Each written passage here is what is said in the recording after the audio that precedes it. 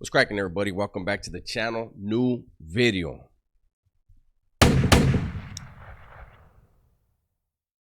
The other day I did a video. I did a reaction video, and it was the incident that occurred in New Folsom. Very brutal. I've since been sent, thanks to a lot of my subscribers, a lot of people have sent me the unedited version. And a lot of people were telling me, no, I don't think you understand. You know, people were saying, oh, it was this, it was that. And then other people were like, no, it was this. And then somebody said that Flaco, from a comic's perspective, had interviewed him. One of the guys, right? And lo and behold, as Johnny would say, it popped up on my feed. And I don't get other people's stuff on my feed anymore. I really hardly ever get Prison Channel stuff on my feed. And it popped up and I clicked on it. And so we're going to be reacting to a Convict's Perspectives video called Monster Discusses New Folsom Prison Murder of the Op. So this goes back to, before I even get into it, this goes back to how I've talked about how, you know, people in other states have no idea how the California Department of Correction runs, how violent and deadly it is. You know, there people say, oh, half of, or more than half of California's prison population is all PC and this and that. But they don't understand the politics of California prisons pushes out killers. They you know, the politics are politics. And somebody makes a mistake, or somebody thinks they made a mistake, they get whacked, they get pushed out, they wind up on the SNY side. They're still killers. Eh? I don't know these cats here. So what this incident turned out to be, and he's going to discuss it, everybody involved allegedly is a PC gang member. And the two dudes, we'll hear him say it, went after one of their rivals from another PC gang. And so we're going to go ahead and listen to what he has to say and go through it. So without further ado, I got a Nuestra Cosa member, Cody Taylor, a.k.a. Monster, in the house. How you doing, Monster? Hey, what's happening, Big Shot? Man, chilling, man. So you reached out to me and you wanted to clear up some things about your last case, bro. So I'm going to let you have open platform to say what you need to say. Take your time with it. I'm right here. Yeah. All right, now, hey, yeah, homie, like the homie said, it should be, this is NC Monster right here. I'm coming out of 805 and shit, coming for all my gente out of California Department of Corrections, homeboy. You know how we do shit, active and attractive in this motherfucker, so, Active and attractive. I'm not trying to diss anybody. I've never heard a man in prison say he's active and attractive to another man. Wow. Real quick, though, to all my oppositions, excuse this little few year delay and shit. I've been in Pelican Bay, just taking this case to the box, homeboy. So, just a little update, homie. There's a lot of shit that's going on, you know, this and that, but it's nothing. It ain't nothing real, you know what I mean? So the update, real quick, was I was one of the last Norteño riders, homie, that you know, out of 2018, the books opened, and you know, I was fortunate, G. They gave me the opportunity, you know, to become a monster and shit, and you know, very few who could really uphold this way of life. You feel me? So to achieve such this realm, homeboy, I had to really disregard like any physical or mental plateau that was, you know, kind of holding me back and shit. But the next few, I'm blown away. I'm blown away. I don't know this cat. He says he's from the area, and you know, whatever. You know, things happen in prison. But he just said he became a mobster in 2018, and he named a group. You know, whatever. Where was that energy when you were on the active side? I don't know. I mean, again, who knows what happened where this dude wound up over there? But this energy is like, man. Years, homie, they were very precisely calculated, to say the least, homie. So to the issues at hand, Flaco, it really started in 2019, man. And after a few viejos and we pretty much made our thing and the presence known in Corcoran Sabato food, but they ended up separating us, homie, and sending me to New Folsom, which was B-Yard. It's a GP 180 level 4, but more precisely, homie, we opened up the California long-term restricted housing unit.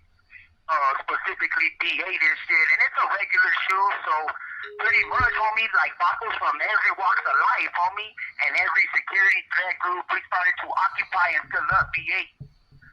But, okay, so according to what he's saying, this is a lockdown unit on B facility, which New Folsom B facility has always been, as far as that institution, that's the gangster yard.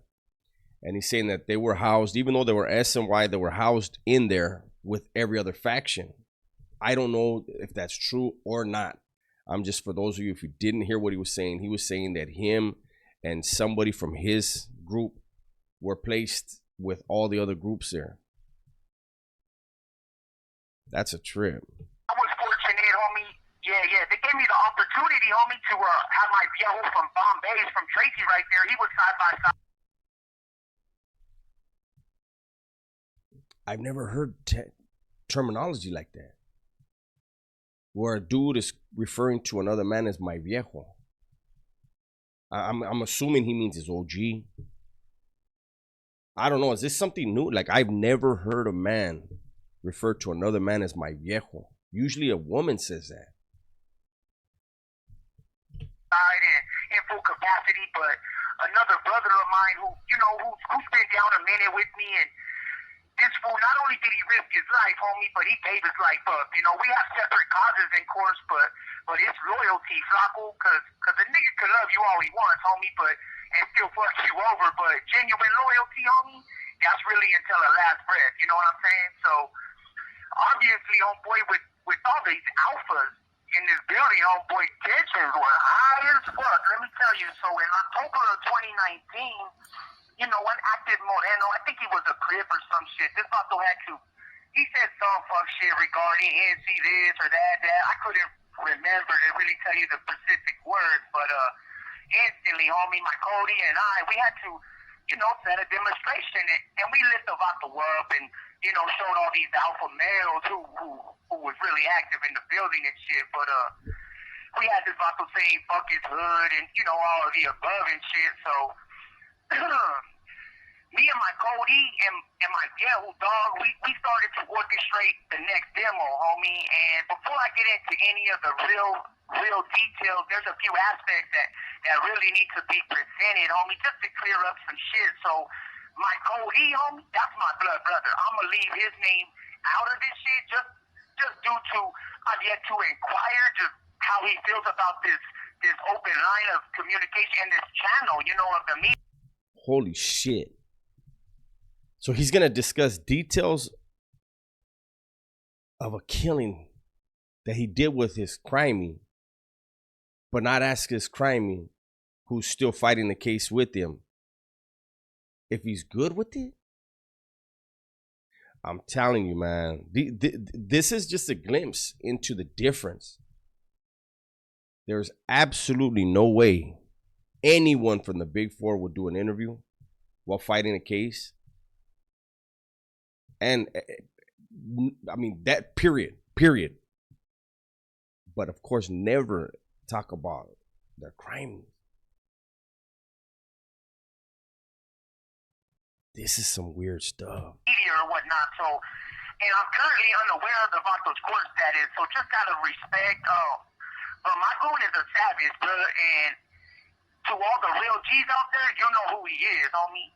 And more importantly, for NC, bro, we ain't never will be clicked up with anybody. We do our thing, homie, and that's period. You know what I'm saying? So, my Cody, he did his full participation for him and his gente and his loyalty to me. You know what I'm saying? But it should be noted, homie, that this couldn't have transpired without, calculated moves by all three of us. Viejo Bombays and my Cody. But last but not least, holy shit.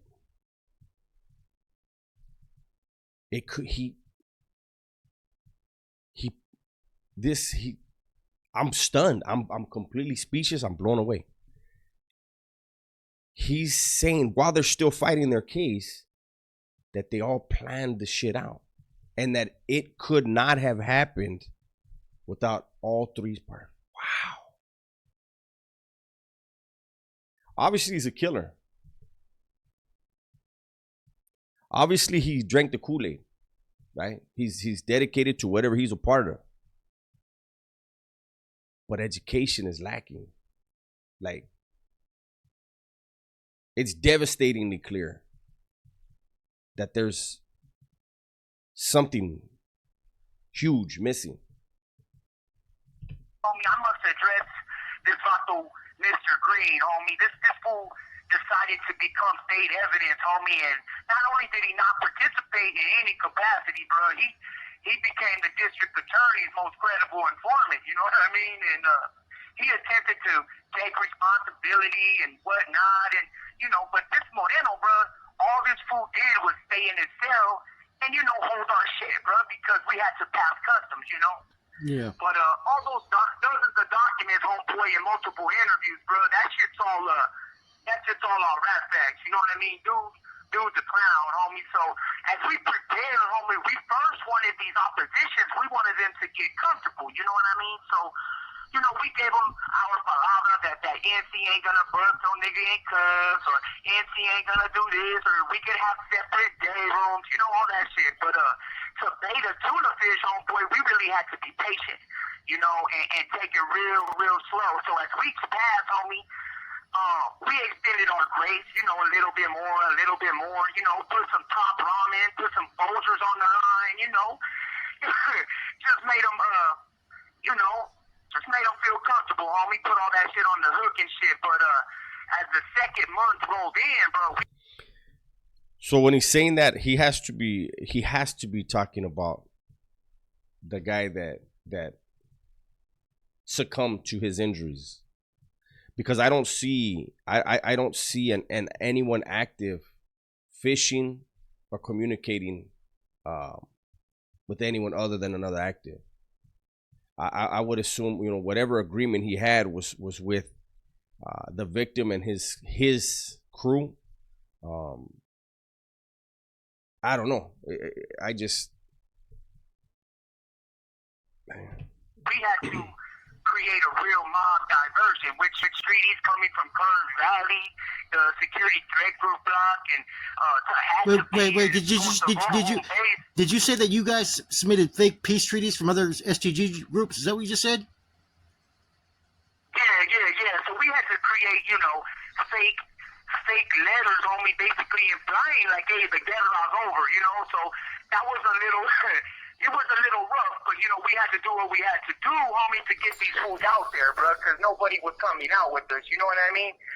So we made the letters and shit, pretty much saying that, you know, the war's over in the other institutions and everything's pretty much good, you know what I mean? So from right there, homie, the doors started to like slowly open, you know, and vatos, if you only knew, homie, how close we really got. But that's, you know, that's another story, homie. So we had Big Bird, a homeboy, which was you know, just a 12-inch desktop, homie, which was carefully designed just to really down it. This call and your telephone number will be monitored and recorded. Yeah, homie, just to really down a nigga, to be honest, bro. But it was carefully designed for old boy, you know. But anyhow, homie, we became best buddies, homie, and the day just begun. So as I'm praying, you know, to the rolling gods and shit, hopefully these fools don't shoot my ass. I see these cats, homie, these ops, homie. This cat named Rascal, homeboy, from I think he was from 47th South Central, but the doctor was a Seattle, you know, just a Faceta, fool, and he drove by my path. We did a little drive-by, but this doctor was creeped up, Flaco. I'm telling you, brand new zapatos, full brand new clothes, you the whole 9 yards, homie. So instantly, bro, I get an ear-to-ear smile because I knew, bro, this fucker was going to hell. You know what I mean? He was dressed for a party, homie. So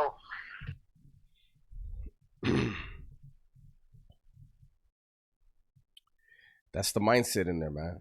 Evil.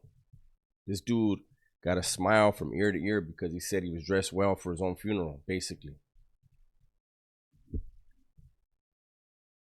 That's regardless of what he's running with, we saw the video. He made his mind up and he went through with what he said he was going to do. But this stuff right here, man, I won't be surprised if something happens to him later down the line behind it. Actually, I would be surprised if it didn't happen.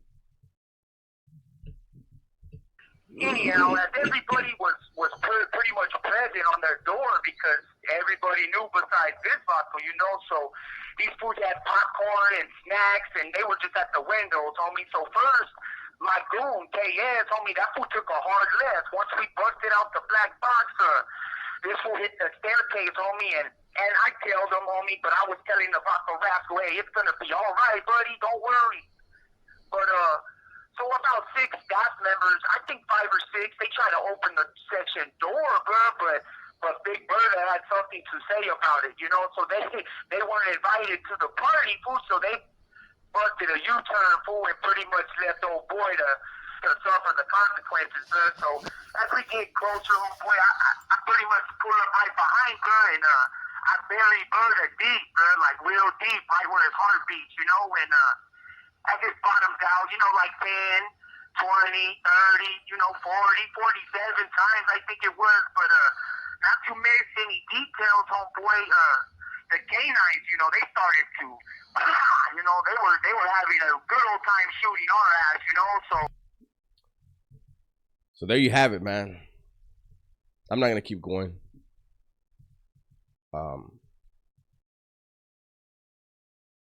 They did what they did. They did what they intended to do, apparently. They did what they planned to do, according to him.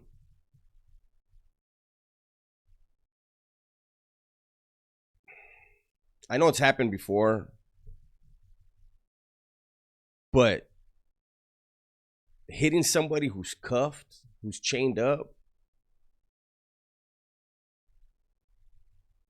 and then having that type of, like, I don't know, man. I just... You know, I was never a believer when I was in the joint. I was never a believer in hitting anybody in cuffs, hitting anybody that's shackled up. You know, I always felt like, hey, let him come out of his shit.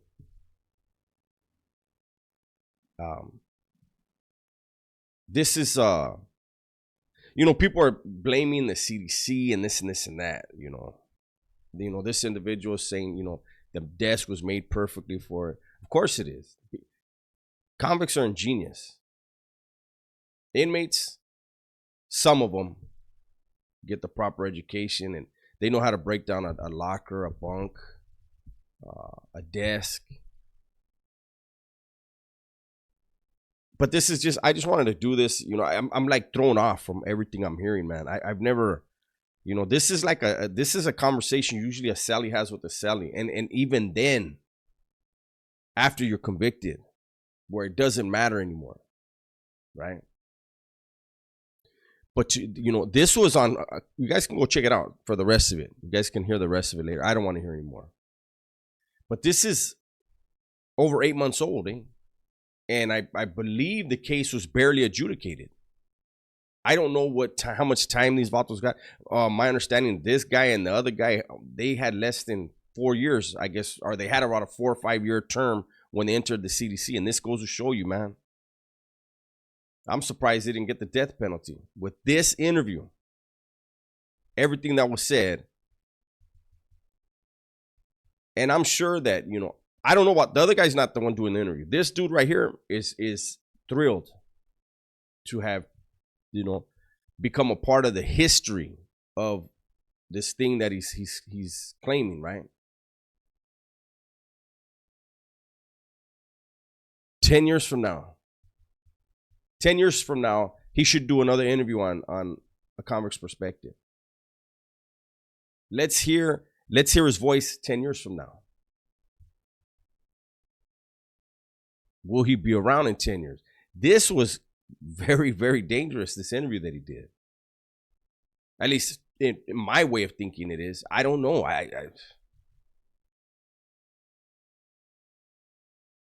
You know, he has a 13 and a 14 on him.